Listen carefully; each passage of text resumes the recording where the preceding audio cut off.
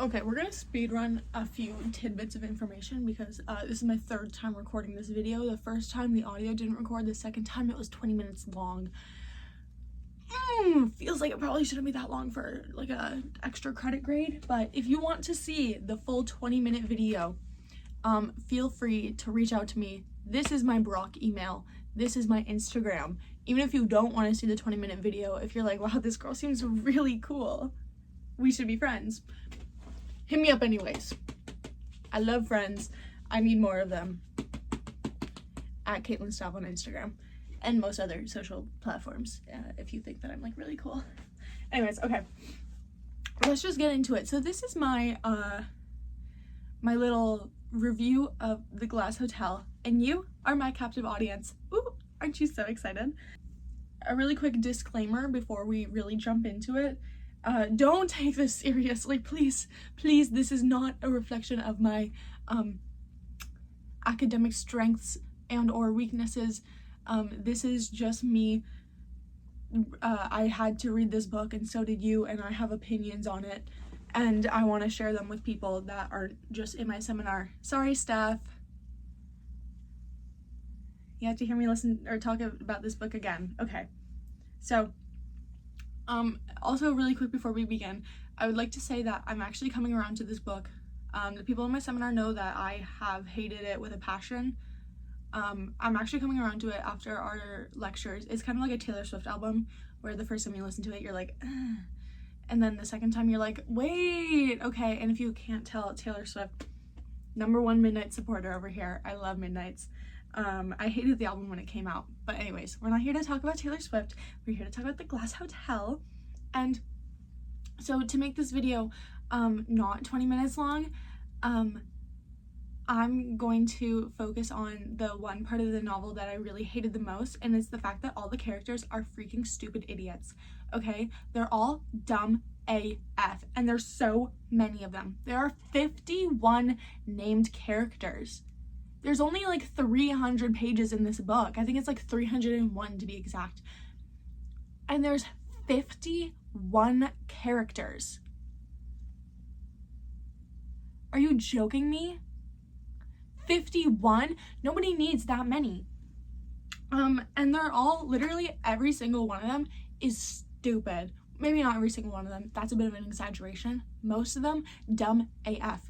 My biggest gripes, Jonathan. You're running a Ponzi scheme. You know you're gonna get arrested, and you don't think, I should flee the country. With my millions and millions of dollars that I have, I could just go to Dubai and live in Dubai for the rest of my life. And they won't care because they don't have an extradition clause with the US. And then he just doesn't. He's like, no, I'm just gonna go to jail. Are you stupid? He literally in jail thinks of this whole plan of like how he could have escaped. Bro, if you had just thought about this like a little bit more earlier, like a month ago, you could have been living it up in Dubai right now. But no, you're in jail like a dumb idiot. I was gonna curse there, but I feel like I shouldn't because this is for class. Yeah, they're all stupid. It's like what Leon says when he's in the hotel with Jonathan, and Jonathan's like explaining the whole investment scheme fund thing to him, and Leon's like, I'm gonna be honest, I didn't get it, but I didn't want to seem stupid. Great, and now you're living in an RV because you're a stupid idiot. Like, literally, all of these characters' problems could have been solved if they just weren't dumb. That's my biggest thing. Like, you didn't think to maybe, I don't know, consult an academic, a financial advisor. Are you, like, what? You just thought, oh, this investment scheme, that sounds too good to be true. It must be true. Bro, are you, like, the only smart person in this book is Ella Kaspersky, who is like, yeah, this investment fund, like, the return on investment is a 45-degree angle on a chart. Obviously, that's not real. And then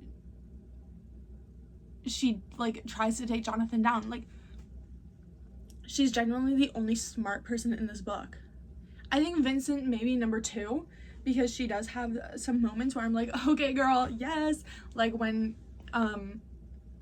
Claire is like, or Jonathan's like, do you know what an investment, or do you know what a Ponzi scheme is? And Vincent's like, yeah, and Claire's like, well, how do you know if Jonathan didn't tell you? And she's like, because I'm not an effing idiot. Period. I loved that moment. Thank you, Vincent, for finally standing up for yourself, because a lot of the time in this book she just sort of like doesn't, she's just like, yeah, whatever.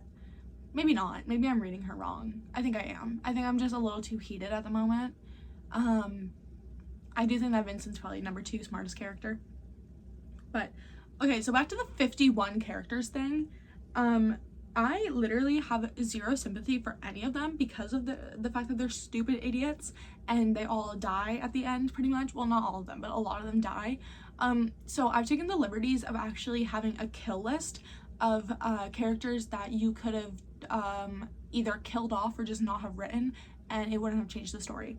So first off, Baltica, the entire band, like Paul literally could have killed anybody. I get it, it's like, oh, like set up this sort of like relationship so that it like really, Paul has like that grief. I think if anybody gave somebody bad ecstasy and then killed them, I would be haunted by that too. I wouldn't need to know them personally to be really upset by my own actions. I don't know. Yvette Bertoli, I don't know who that is. She has a heart attack, I think. But I don't think that she's ever mentioned before that. Maybe once or twice, I don't know. Ron is so stupid. He's literally so dumb. Love him though. But it's like, don't you want your people that are running your Ponzi scheme to know that they're running a Ponzi scheme? Just a thought. I don't know, guys. Michael Saparelli, who leads the investigation into Vincent's death, TBH, I think that the whole investigation into Vincent's death could have been avoided. Like, I don't know. It just really... Okay, maybe she was murdered. Oh, but then she wasn't. It really changes nothing in the story. In my humble opinion. Miranda. Who is Miranda? There's so many M names in this book also. Like, I know, okay, so there's Melissa, who is Vincent's friend, and then there's another, Vincent has another M name friend whose name I just can't remember.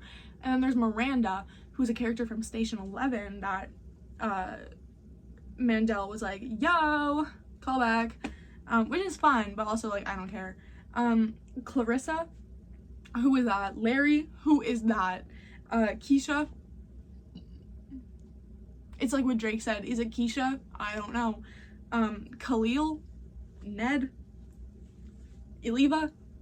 Who are these people? I don't know. I don't think that you really needed all of them in here all the time. And that's it. That's all I have to say about this book. That won't make this video 20 minutes long, because nobody wants that. But if you do want that, you know, just a quick reminder, you can find me here. I'll put that, ooh. Yeah, you can find me on those places. Student email, Instagram. That's it. I could rant about this for like way longer, but I won't. I'll spare you the time. I'm Caitlin Staff. You're my captive audience. I don't know how to end a book. A video. Bye.